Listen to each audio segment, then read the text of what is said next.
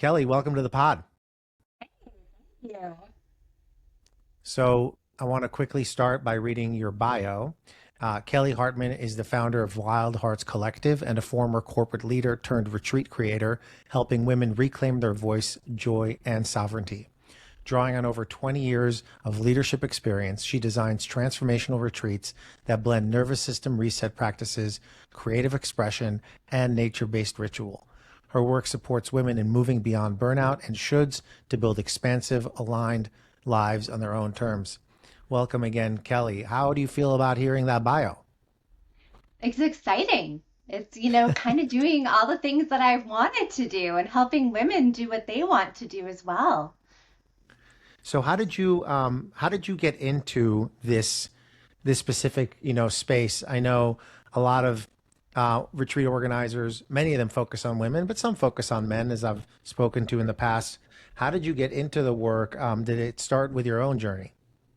Yeah, I did. Actually, I went to my first retreat in my 20s, and it really moved me because I was there and I listened to people's lived experiences that were so different from my own. And it actually changed my entire trajectory. And ever since then, I decided I want to lead retreats. I've been wanting to do it for so many years. And what happened was when I turned 45, I just said, this is it. This is the now time. I've got to take the leap and do something that I've always wanted to do. So tell us about that first retreat. What was so moving about it? Yeah, so it was back when I was in college, and it was with the Anti-Defamation League, and they were doing the Campus of Difference program. And when I was actually in those circles, I was listening to the lived experiences of people who were very different from me.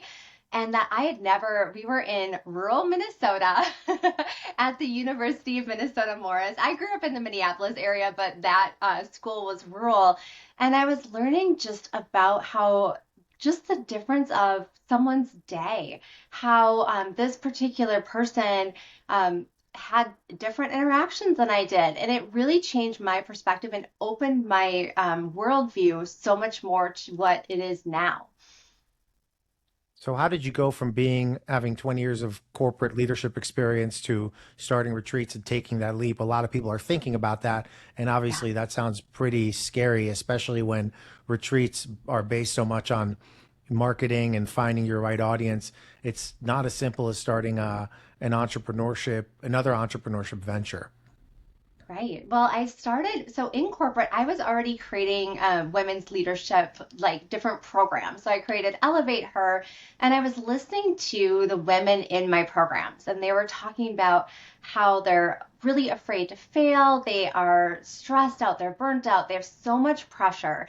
And I realized there is such a need for a space to teach women, first of all, failure is, I like to call it failing forward. It's the first step. You will fail, okay? I'll keep it out there. You will fail, and you'll fail multiple times. But I'm sure in your space, because you were in SaaS, we call that iteration, right? So you learn from failure, and then you just make an adjustment and you do something different.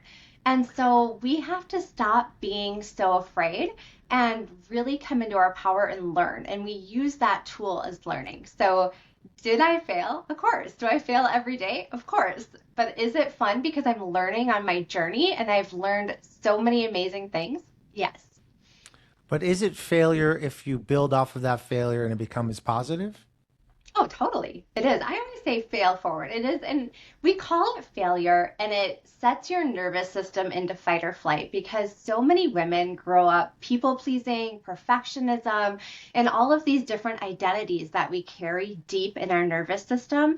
So, really, what you have to do is you have to learn to say, you know what? It's okay to quote unquote fail and just call it part of a journey of learning. And you can actually train your nervous system to be regulated through it and to breathe through it and just make it look more like an adventure, something that you're doing to learn more. I love that. And let's talk about how you do that in a retreat. One of your programs, if I may, within the retreat is some nervous system work. How does what you just talked about relate to that? Yeah, So I am coming out with quantum sovereignty, I call it. So it's a little bit of a blend of field mechanics and nervous system regulation. And it's a lot of what we hear all the time, like the oldies but the goodies. So it's having a stillness practice, whatever that looks like. And I am not someone that sits around and meditates, but breathing and stillness are the way that we get back into regulation. But what's different in what I teach with quantum sovereignty is that you are using your life almost as a data set and you're observing your own loops and patterns when you're creating your reality. And when you act as an observer versus in the moment and being put in the loop, then it allows you to start tracking things and tracking your own data and going, that's interesting. I wonder why this keeps coming into my reality and into my field. And you can actually start clearing your patterns when you do that. And does that then move into what you talk about? So it sounds like the system that you've created is a nervous system understanding through some somatic work, moving Mhm. into creative expression as a result, and then finally into ritualizing in a nature-based way. Did I get that process right? Yeah, it's being highly intentional and slowing down because what happens is that a lot of times we have distortion in our field. So the field is like the collective field, and we all have our own energy field. And there's a lot of distortion. And one of the biggest distortions that we have is urgency and to go quickly, quickly, go, go, go. And when we remove ourselves from the distortion of urgency and we allow ourselves to slow down, then we're able to really be more intentional about what we're creating. So it's getting ourselves out of those loops and breathing deeply, regulating our nervous system, and allowing ourselves to create our life from a more regulated and coherent standpoint. So how does that manifest in a Kelley Hartman Wild Heart Collective retreat? Yeah, so really it's teaching those tools to the women in presence. Like, how do you track your patterns? How do you look at what's coming up in your field? And how do you notice a pattern? How do you decide to click out of your distortions? So that's what we do is we kind of give them those tips and tricks, and we let them, they're coming back with their own tools, and that's why it's sovereignty. So it's not where you have to, as an NLP practitioner, a lot of times I would do subconscious reprogramming on someone. Well, this is more conscious, and it's a tool that you can take with yourself and use it on yourself and track yourself. So does that mean you do some one-on-one work in your retreats? Yes, I do. I do some one-on-one work, and then I also do after my retreat. I always follow up with a coaching session and integration because it's so important not to just leave someone without allowing that integration. So we have group integration and then also a one-on-one integration call with me after with the opportunity to go further and deeper. And how big are your retreats? I keep them small on purpose. So mostly I do 8 to 12 women. Got it. And why women? I mean, there's men out there who need this work too. Are you discriminating? No, I'm not actually. I am gonna open it up to men. I do agree. I Okay. think everyone does. So, and Breaking news. yeah, breaking news. You're absolutely right. Men do need this work. And so, I started with women because of that was where I was doing my leadership. And Sure. women oftentimes feel more safe, and not all women, it depends on each person, but feel more safe coming open around other women. So that's why we started with that. But I definitely, as I expand, plan to add men as well. Well, no, I agree. There's much more safety in same-sex groups just because of the dynamics that are introduced when it is mixed sexes. So I do agree with you. Unfortunately, men don't have as many resources, nor are they as open as they should be for these kinds of things. Let's switch gears to marketing. How do you find your clients, and where are they coming from? Yeah, so really I am definitely more, and there's different ways to do it. I'm more on the sales side than the marketing side. So Oh, with interesting. yeah, with marketing, with the retreat leader, usually in the marketing side, you're going to be maybe doing ads. I don't personally do ads, but I know most people will do ads and a funnel and they'll find people that way and then they'll create a waiting list. And from the waiting list, they'll do individual calls. For me, and again, my first two retreats were here in Maine. I was out on the street meeting people in person, talking to them about what I offer, and really doing it that way and creating. And Maine is a very special place with a very strong community focus. And that's why it works really well here is understanding your market and what works where you're at. So that's how I did it is just meeting people face to face, talking to them and creating collaborations and connection. So you were hitting the streets. Yeah. And by the streets, I mean, meeting people in networking groups Sure, and sure. yeah, Just field sales. Yeah, yeah. yeah. And how much can one expect to pay for your retreat? Yeah, so for this year the retreat is usually between 5 to 6 thousand per person, and that's Okay. why for this one it is in Portugal. So it's an international retreat, and that comes with a lot of the transformation, and we have a lot of all inclusive, obviously like all the food, and we have sacred self photography, so you come with a photo shoot and other things like that too. Oh, that's so cool. That's awesome. I love the kind of take home assets, if you will, Mhm. of not just nourishment, but also something tangible you can hold on to and almost like a before and after at the doctor's office. Yes, totally. And yeah, and that's so important is to capture the before, which we will, and then after that transformation and after their feeling of becoming and remembering who they are, it's so powerful. Mm. So do you have a story about somebody you're really proud of that went through your retreat and kind of came back glowing and singing your praises? Yes, I do actually. I have one person that went to my first retreat, which was called Empower Her. And in that retreat, she was feeling kind of down and having a hard time and realized that she was not necessarily in the best relationship for her. And then she ended up coming to my next retreat, which was called Joy's Revolution.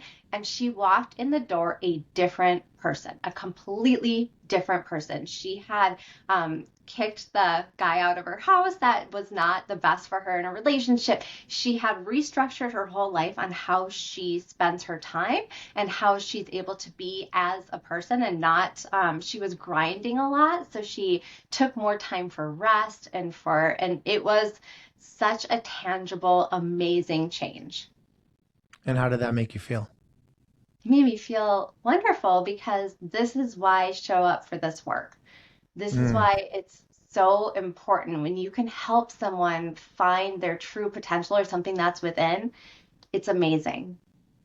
So it sounds like you follow your own advice and you fail forward in the Yeah. sense that you're constantly creating new programs and you're not just rinse and repeating.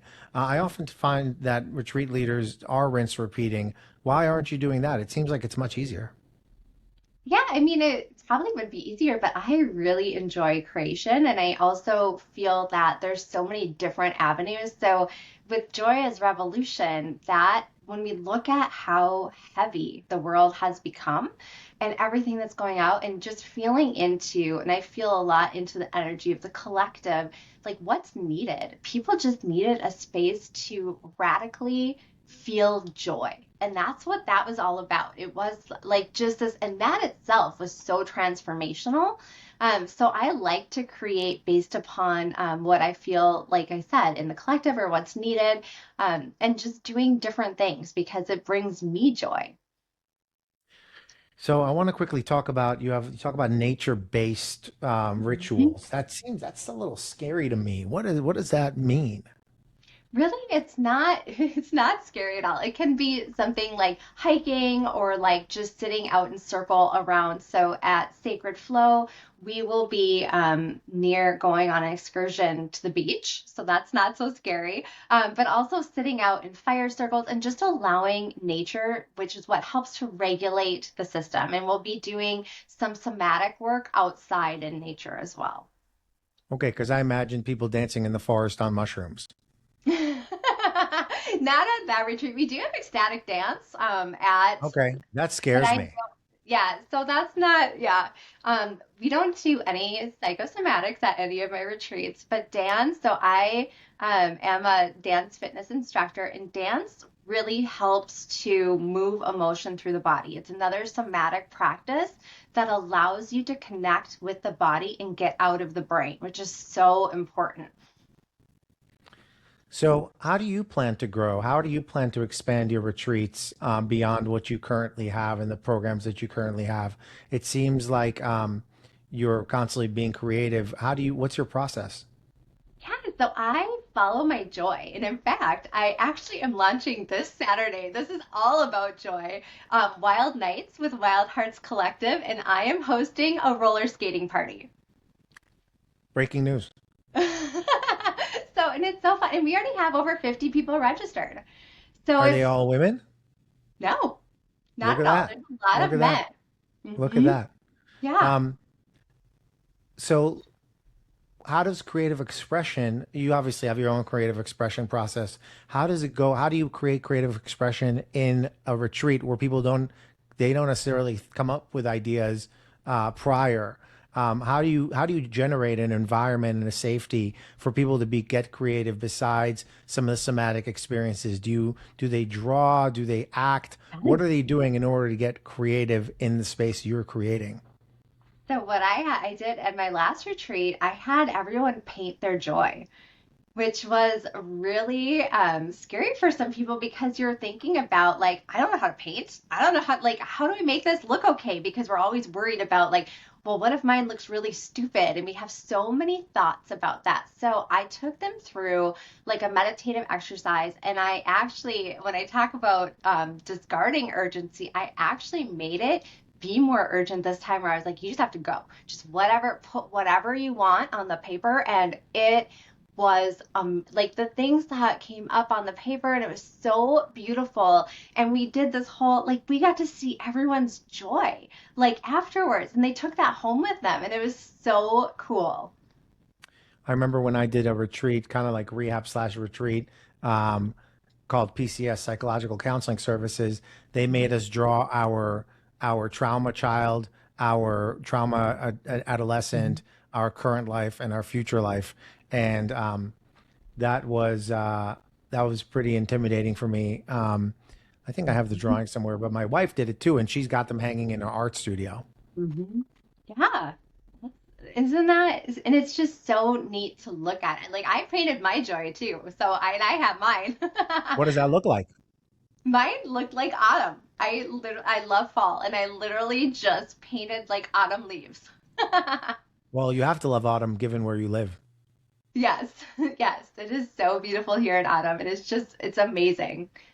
So talk to us a little bit about your expansion plan. How do you plan on expanding? You may have reached your limit in Maine. You're doing this thing in Portugal. Are you going to focus locally, or are you going to try to focus on folks outside of Maine as well? Outside of Maine as well, and I think really collaborations. I'm looking at that in the future as like, who do I know that are running retreats in other states, other countries? That's something that I'm kind of starting to look into and really feeling into that. There's a lot of unknown right now on how I'm going to structure my business. So I'm very much a flow person. I like to flow. So what I'm learning this year, and that's part of learning, is creating more structure with my flow so that I do have a much more expansive business as I move forward. Got it. And people want to look you up, they can find you on facilitatorddirectory.com. It's our Mhm. site, it's listed, and they can maybe even bring you in for a retreat that they're planning, which is For something that sure. I dream of, where a group of people want to put a retreat and then they get a facilitator based off of our search. Um, Talk to me a little bit about past Portugal. What's going to happen? What's in your plan, or are we just flowing through it? Yeah, I mean, I definitely will do. So, Wild Nights is definitely part of that. So, that's a quarterly series. So, that's quarterly events that I'll be doing for sure that are based in Maine. More retreats. Right now, I'm looking at different structures for if I'm going to do a coaching program or if I'm going to do an online educational program. So, I'm creating quantum sovereignty into a program. And that's where that structure still needs to be defined, and that will kind of grow as I build it out. I'm very much in that creative thing, and I kind of let it breathe first. I'm like, this is how this has to be expressed. And when that comes through, then I'll be putting that out later this year. Awesome. So, what advice would you have for somebody who wants to be like you? I mean, it sounds like you got to figure it out. At least you present as such, and it seems like that's actually your authentic self. So, how, somebody wants to do what you're doing, how do they start and how do they take the jump? Wanted to put it out there. I do not have it figured out. I never do. But that's part of You're the failing journey. forward. Yeah, you have to be really okay with the unknown because there's so many things that you don't necessarily know. So the first thing I would do is get a coach that is an expert in the field. So first of all, make the leap and know that you are taking on risk. That's part of being an entrepreneur. You will take on risk. And then get a coach that knows a lot more than you and that is way further ahead than you are. And surround yourself with people that are way further ahead than you are so that you can learn because that helps you get to that next level and know, oh, I have to do this and I have to do that. Okay, so once you get a coach, what do you talk to the coach about? Well, you talked to, so for me, like I learned all about retreat logistics, legal things, like things I never knew I had to think about, like what waivers and what kind of insurance I had to do, like all the logistics that you, when you're just thinking about creating programming, I didn't think about that. Or like, how do you market your retreat? I didn't know about ads or funnels. Like, I'm not a digital marketer. I didn't know about any of that. So that's what you kind of ask is learning like what do I need to be successful in this business, what does that look like? And there's Mm, also a lot of free business advisors too through like CEI business or other things. got it. Awesome. So as we look to wrap up, um, I want to just ask you, tell me a little bit about your target clientele and for folks listening. And, most of the audience are people who are retreat organizers, but I oftentimes say that you got to also do retreats in order to plan them. So tell us about your target audience and perhaps the listener would be interested in finding you online. So tell us about how to find you. Yeah, for sure. So my target audience is going to be usually probably women, I would say 30s to 50s, and Okay. they've already done a lot of the work and they're looking for the next level for them. So they've Mm, already gone through some of that. They understand when I talk about the field what that means, and they're usually high performers, but they're a lot of times burnt out and they don't know how to regulate the nervous system so much, and they're looking for that next thing. So that's definitely, and I would also say I always attend retreats. As a retreat leader, you should attend retreats. It's something that is so important because you have to do that work and you can also learn a lot by going to someone else's retreat too. awesome. Well, this has been an incredible conversation. I learned a lot. This was very informative, and I found it to be very educational, especially for me. So, thank you very much for your time, Kelley. Yeah, thank you so much. I appreciate it.